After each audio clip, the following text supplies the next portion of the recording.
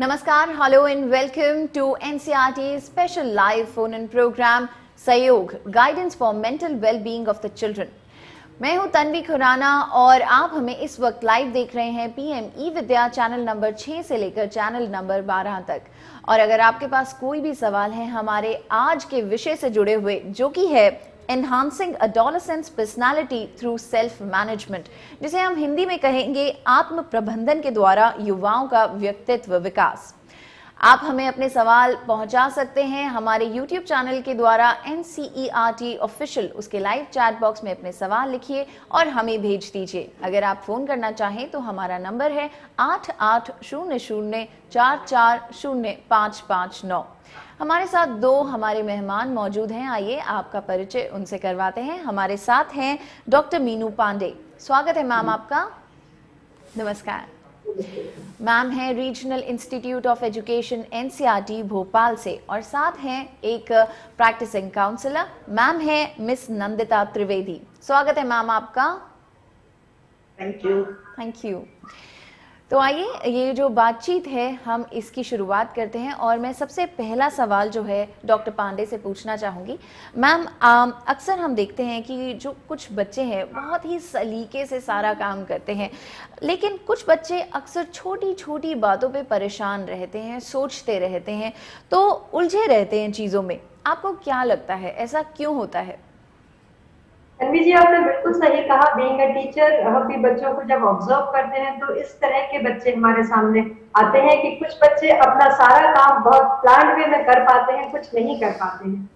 एक सिचुएशन में आपको देना चाहूंगी, जैसे कि हम एडमिशन के समय देखते हैं बच्चे जब अपने पेरेंट्स के साथ आते हैं तो कुछ पेरेंट्स बच्चों को गाइड कर रहे होते हैं, कहाँ से आपको फॉर्म लाना है, कहाँ क्या आपको फिल करना है, कहाँ पर कौन सा काम होगा। लेकिन ऑन द कॉन्ट्रेरी कुछ पेरेंट्स बच्चों को गाइड कर रहे होते हैं। इट मीन्स कि जब वो बच्चों को हमने वो सिचुएशन नहीं दी है कि आप ये सारा काम अपने आप करें, तो करेंगे कैसे? तो ये बहुत बड़ी रिस्पॉन्सिबिलिटी होती है पेरेंट्स की और टीचर्स की कि बच्चों को हम इस तरह की सिचुएशन प्रोवाइड करें जहां कुछ इनिशिएट करना सीखे, जहां उस काम में इन्वॉल्व होना सीखे। छोटी छोटी सी प्रॉब्लम्स जब आती हैं तो उनको बच्चों को अपने आप सॉल्व करने की हैबिट हमें देना चाहिए, क्योंकि जब वो छोटी छोटी सी प्रॉब्लम्स को सॉल्व करते हैं उनके अंदर एक थॉट प्रोसेस आता है, वो उनके अंदर ब्रेनस्टॉर्मिंग आता है, उनकी अपनी एक प्लानिंग होती है कि किस तरह से हम इस जो समस्या है, जो प्रॉब्लम है, उसको हम सॉल्व करें। तो इस तरह से धीरे धीरे वो एक्सटर्न होते हैं, उनको आदत बनती है, और साथ ही साथ आप देखेंगे कि उनकी एक लर्निंग होती है और जब कोई प्रॉब्लम सॉल्व हो जाती है एक अनोखा सा कॉन्फिडेंस उनके फेस पर आप फील करेंगे, जिसके कारण उनके अंदर एक ऐसी भावना आती है कि अब वो सेल्फ डिपेंडेंट बन रही है। और ये भावना आना बहुत ज्यादा महत्वपूर्ण होता है, क्योंकि इस भावना के कारण ही वो किसी और नए काम को करने के लिए तैयार होते हैं, उनके अंदर वो कुछ इनिशिएट कर पाते हैं। साथ ही साथ जब वो दूसरे लोगों से कम्युनिकेट करते हैं तो उनकी इंटरपर्सनल स्किल्स जो है वो डेवलप होती है। बहुत सारी स्किल्स डेवलप होती हैं। Slide please. जैसे कि हम देख रहे हैं कि इंटरपर्सनल स्किल्स डेवलप होती है, उनकी प्रॉब्लम सॉल्विंग एबिलिटीज जो है वो डेवलप होती है, इनिशिएट करने का पावर होता है उनके अंदर, कॉन्फिडेंस जो मैंने आपसे कहा आता ही है, लाइफ लॉन्ग लर्निंग जो है वो होती है, प्रोडक्टिविटी बहुत ज्यादा होती है, सक्सेसफुली उन्होंने काम किया, definitely a sense of productivity is there. उनके अंदर जो हम बोलते हैं रिसेंट में जो नहीं रहता है वो बहुत ज्यादा रिजिड रहते हैं, लेकिन यहाँ पर उनके अंदर वो रेजिलियंस जो है वो आने लगता है। वो हैप्पी और सक्सेसफुल लाइफ लीड कर सकते हैं। यहाँ से कम्युनिकेशन स्किल्स जो है उनकी डेवलप होगी तो वो अपना काम दूसरों से बहुत इजीली करवा पाएंगे, प्रायोरिटी सेट कर सकते हैं वो, और उनको ये पता होता है कि इनकी जो थॉट प्रोसेस है किस तरह से एक विचार जो है उसको एक काम को एग्जीक्यूट करने के लिए किस तरह से उनको आगे बढ़ना है। और ये सारी चीजें जब उनके व्यवहार का, उनके बिहेवियर का पार्ट बन जाती हैं तो बहुत इजीली आप आइडेंटिफाई कर पाते हैं कि ये उनके व्यवहार में रिफ्लेक्ट होने लगा है, और ये एक सेल्फ मैनेज्ड पर्सन जो है इसकी निशानी होती है। ओके मैम, आपने बहुत ही खूबसूरती से हमें बताया कि सेल्फ मैनेज्ड अगर कोई इंसान होता है तो उसमें बहुत कुछ हमें नज़र आने लगता है, उनका कॉन्फिडेंस नज़र आने लगता है, पर्सनालिटी में बदलाव नज़र आने लगता है। तो आइए हम मिस त्रिवेदी से पूछते हैं कि ma'am, can you explain us that what is the role और should I ask significance of self management in building a student's personality? Please highlight a few details for this. Sure, ma'am. Thank you, Tanvi, ma'am. Well, simple सा एक question है that we all need success in life. हम सबको successful होना है. Students want to score well in their exams. इसको हम एक बहुत छोटे से एग्जाम्पल से समझते हैं. हम सबको काम करना है that we want to work, we want to function, we want to study, we want to play. There are so many activities that we used to perform. And to performing these activities, what we need is energy. Energy, that our body gets energy from the food we eat. It is simple example. Just try to focus on that. What we eat, how we eat, what we eat, how we eat, and when we eat. If we eat less, we will have a malnutrition. If we eat more, we could be overweight. Leave the condition of hypothyroidism or hyperthyroidism, medical conditions. But if there is a difference in your eating patterns, it can lead a problem in your life, that is a physical problem. First thing. In the same way, if there is no coordination between your mind, your thoughts, your emotions and your behavior, if you cannot manage this thing, then there is a problem of self-management. What is the most important thing about the self-management is that one person need to remember the 3H. If you want to note it down, students, please note down these 3 things. 3H. Your head, your heart and your hands. Your head, why it is significant? Because what you think, what you are going to be like. What you feel, the way you will behave, means your hands symbolizes the actions. So if there is no coordination between all these 3 factors which reflects self-management, you can't get a success in your life. Thank you, Tanvi ma'am. Okay, thank you so much, ma'am. Let's move further with this discussion. And मैं doctor Pandey से पूछना चाहूँगी कि ma'am, ऐसा माना जाता है कि समय का जो प्रबंधन है वो बच्चों के आत्म प्रबंधन के लिए बहुत कारगर सिद्ध हुआ है. तो हम आपकी राय जानना चाहेंगे कि ये किस हद तक सही है, किस हद तक नहीं. क्या आप कुछ बताना चाहेंगी? डेफिनेटली मैम, जब हम किसी बच्चे की बात करते हैं, किसी एडोलेसेंट की बात करते हैं, तो सिर्फ ये समय प्रबंधन ही नहीं बल्कि ऐसे बहुत सारे प्रबंधन होते हैं जिनसे उसकी जो पर्सनालिटी है उस पर इफेक्ट पड़ता है. क्योंकि हम जब बात करते हैं एक बच्चे के बारे में तो बहुत, या फिर सेल्फ मैनेजमेंट के बारे में, तो बहुत सारी स्किल्स होती हैं जिन्हें हम लाइफ स्किल्स कहते हैं. उन लाइफ स्किल्स को यदि हम देखें तो इंटरपर्सनल भी रहेंगी और इंट्रापर्सनल भी रहेंगी. इंटरपर्सनल मैनेजमेंट यदि आप कर पा रहे हैं, मीन्स यदि आप अपने साथ या दूसरों के साथ दोनों ही कंडीशन में खुद को आप एडजस्ट कर पा रहे हैं, मैनेज कर पा रहे हैं, तो आपके लिए ये बेनिफिशियल होगा और ये आपकी पर्सनालिटी को डेफिनेटली बूस्ट करेगा. और जब हम पर्सनालिटी की बात करते हैं तो हमें ये जानना बहुत आवश्यक हो जाता है कि जो पर्सनालिटी है उसके डिफरेंट जो एस्पेक्ट्स हैं. Slide please. पर्सनालिटी के जो डिफरेंट एस्पेक्ट्स होते हैं उनमें हम देखते हैं कि आप फिजिकल एस्पेक्ट की भी बात करते हैं, मेंटल एस्पेक्ट की भी बात करते हैं, इमोशनल एस्पेक्ट की भी बात करते हैं, सोशल एस्पेक्ट की बात करते हैं, स्पिरिचुअल और कल्चरल एस्पेक्ट की बात करते हैं. क्योंकि पर्सनालिटी जो है वो क्या होता है, this is the sum total how you behave, how you react to certain situations and how you appears to others. तो जब आप दूसरों को कैसे दिखाई देंगे, कैसा आपका व्यवहार होगा, इन सब का जब हम देखते हैं सम टोटल, तो वो आपका व्यक्तित्व होता है. और आपके व्यक्तित्व में जब हम फिजिकल एस्पेक्ट की बात करते हैं या एकेडमिक सिनेरियो में जब हम बात करते हैं तो हम देखते हैं कि एकेडमिक जो होता है वो आपके मेंटल एस्पेक्ट से रिलेट होता है, लेकिन फिजिकल एस्पेक्ट को हाईलाइट करने के लिए बहुत सारी करिकुलर और एक्स्ट्रा करिकुलर और को करिकुलर एक्टिविटीज जो होती है उससे एसोसिएट करके बनाई जाती हैं ताकि बच्चों की एजुकेशन ऐसी हो कि वो किसी भी तरह से लैग ना करें. इमोशंस की जब हम बात करते हैं, डेफिनेटली हमने कहा है कि जो एडोलेसेंट स्टेज होती है इसमें बहुत सारे इमोशंस जो हैं वो वर्क करते हैं, उनके डिस्टर्बेंस रहता है, कभी कोई इमोशन डोमिनेट करता है, कभी कोई इमोशन डोमिनेट करता है। तो उस कंडीशन में उनको खुद को बैलेंस करने के लिए ये जानना बहुत आवश्यक होता है कि वो उसको मैनेज किस तरह से करें। सोशल एस्पेक्ट, क्योंकि ये जो एडोलेसेंट स्टेज है यहाँ पर क्या होता है कि बच्चे पीयर ग्रुप में रहना पसंद करते हैं और वो सारे गुण, वो सारे क्वालिटीज उनको वही जब बच्चों के साथ रहेंगे, दूसरे ग्रुप में रहेंगे, दूसरे ग्रुप के मेंबर्स के साथ इंटरेक्ट करेंगे तो उनके अंदर आती है। स्पिरिचुअल एस्पेक्ट जो है आपका source of your infinite energy माना जाता है और इसको हम किस तरह से इसको किस तरह से रियलाइज करेंगे ये बहुत ज्यादा इंपॉर्टेंट होता है। हम वेरिड कल्चर के लोगों के साथ रहते हैं तो आपका कल्चरल एस्पेक्ट बहुत ज्यादा इंपॉर्टेंट हो जाता है। तो इन सारे एस्पेक्ट्स को ध्यान में रखते हुए हम अब बात करेंगे टाइम मैनेजमेंट की। So next slide please.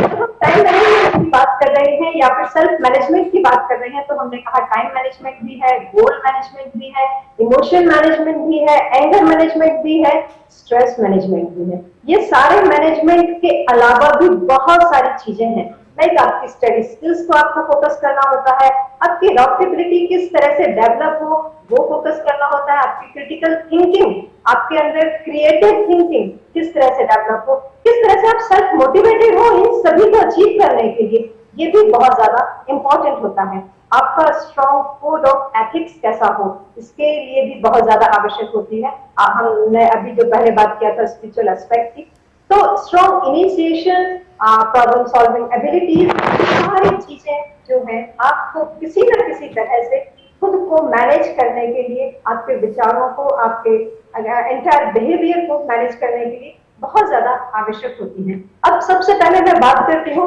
Time management की। Next slide please. जब हम टाइम मैनेजमेंट की बात करते हैं तो डेफिनेटली हमारे पास ये जानना बहुत आवश्यक होता है कि ऐसे कौन से कार्य हैं जिनको आप, जो आपके लिए बहुत ज्यादा अर्जेंट है, यानी आपकी प्रायोरिटी लिस्ट क्या है और आपकी प्रायोरिटी लिस्ट के अकॉर्डिंग आपको उनको मैनेज करना होता है, उनको डिवाइड करना होता है कि जो अभी आपको करना है या जो आप बाद में कर सकते हैं या आप किसी और से करवा सकते हैं या फिर आप उनको जस्ट एलिमिनेट कर सकते हैं, वो उतना ज्यादा इंपॉर्टेंट नहीं है।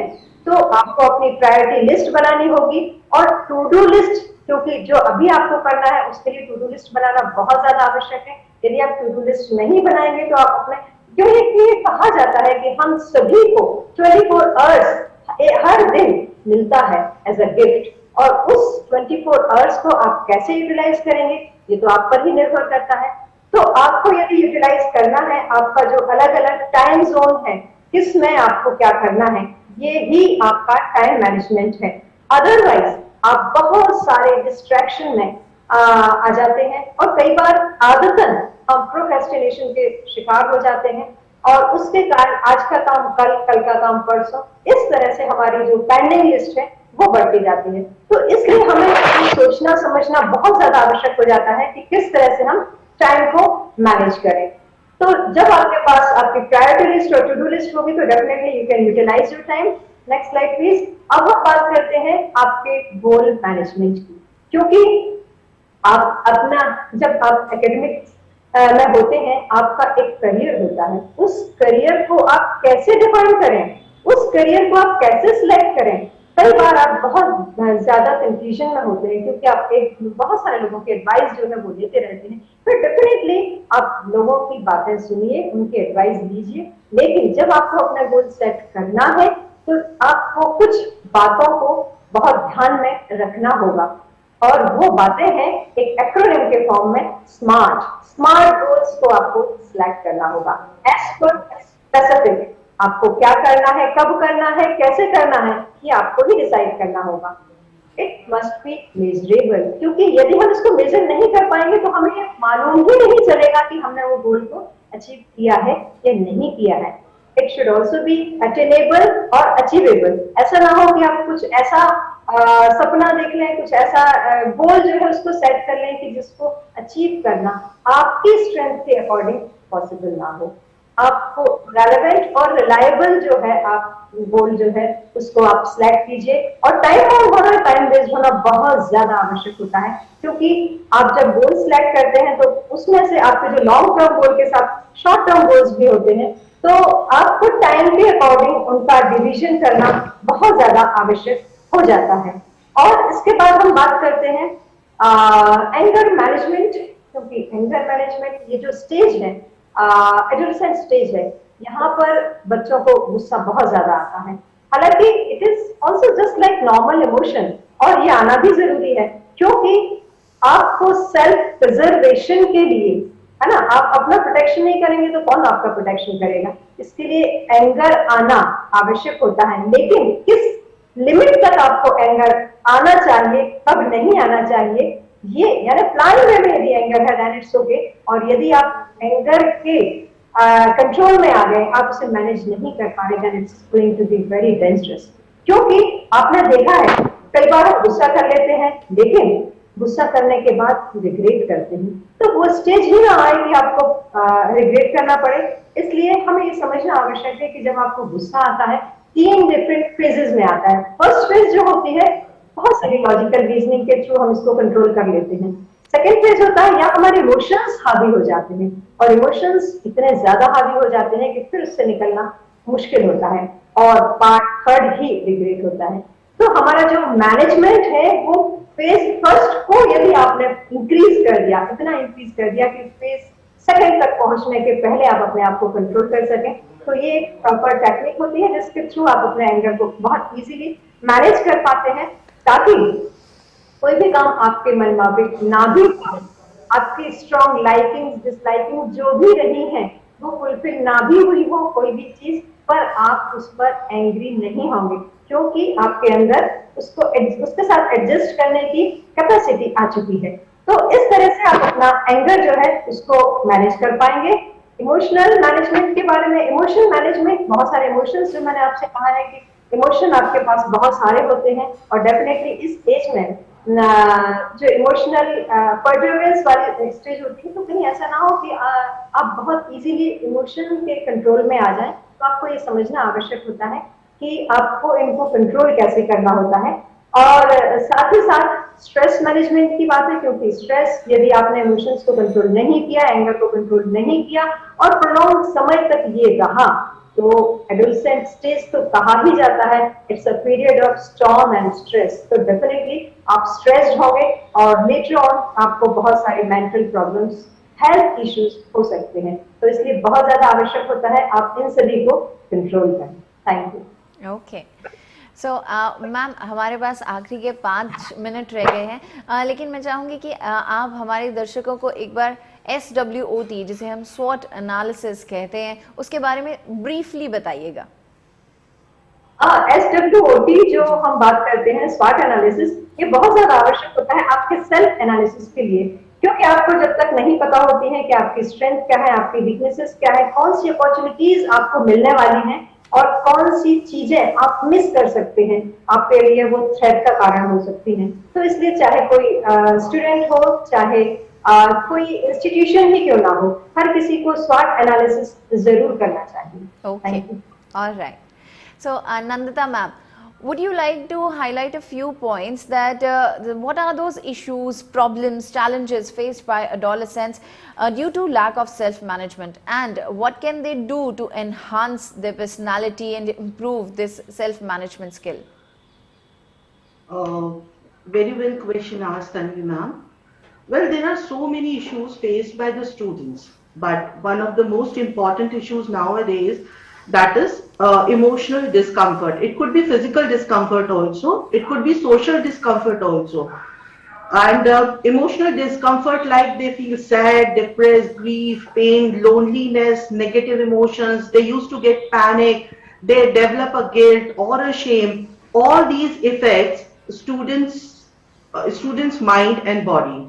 Even it is seen that many students always look for too much approval and unable to take decisions. That is a nowadays common problem with all the students. At times take impulsive decisions which leads to destructive consequences.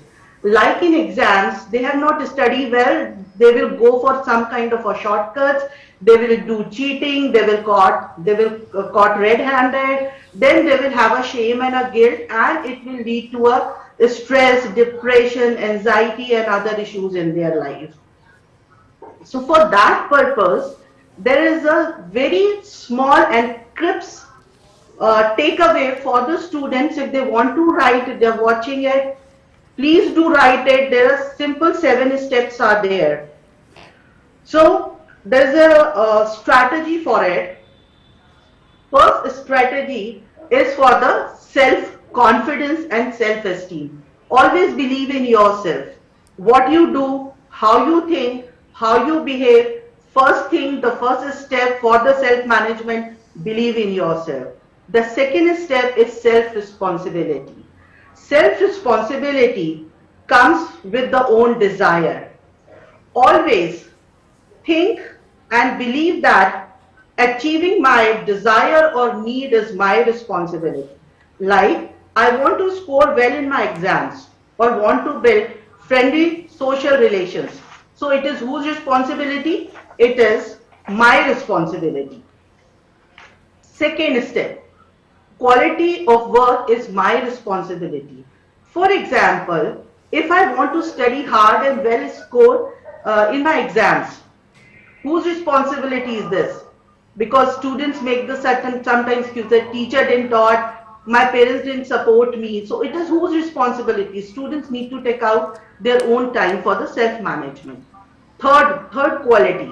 Quality of my communication is my responsibility. If you can't express yourself properly, you will feel sad. Think how you used to write. Are you polite? Are you thoughtful? Are you peaceful? If you are not this, how can you attain properly communicate with the people? Because it will affect your self-management. Then of course the next one is your quality of behavior. Focus on behavior. That behavior is my responsibility. Like if you get angry on certain thing, you demanded something from your parents and your parents didn't give you, you get angry. So it is whose responsibility? Either you can understand your parents or the situations, or you get angry. The next one is quality of time is my responsibility. All successful people in this world and us, and between us, there is a one common factor, that is a time. But how we utilize that time, it crafts our personality. Because here in the today's session, we are talking about crafting our personality through the self-management. For example, if we take Arjuna used to, when Arjuna put a bow in marriage, उन्होंने मछली के ऊपर तीर focus किया था. If you have seen a horse, they have a sides are blocked. How they do it? Because they are focused. So if you are not focused, if you can't utilize the proper time, then there is a problem in the self-management. The sixth one is quality of my values is my responsibility. Be determined. Tell yourself that your values is your responsibility. Like you need to check on certain parameters. Like, do you tell truth? Am I sincere in my work? Do I believe what I promise or break? Am I punctual? Am I self-controlled? And so if you can't do it, how can you be self-managed? So these are the small steps which you need to follow it. And lastly, quality of your happiness is my responsibility. Quality of my happiness is my responsibility. Do you know no one can make you happy or unhappy unless you agree to it? The way we used to watch the TV channels, remote control is in our hand. Though so many channels, so many information is coming. What you like to see, you want to watch, you just press that channel. So have a remote control of your happiness in your hand.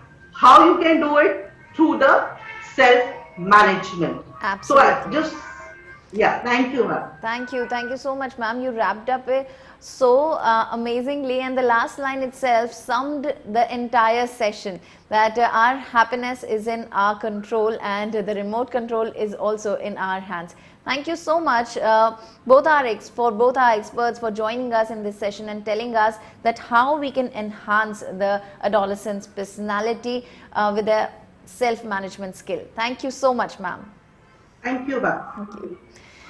Thank you for all the listeners, all the viewers for watching this session. It was really interesting. We got to know about those tips, those strategies that how we can develop the self-management. If you have seen this session, please apply it in your own lives, and yes, your happiness is in your hands. So take great care of yourself. We are wrapping up today's sessions. We will come back tomorrow with more subjects, with more topics. Till then, stay happy, stay healthy. Namaskar.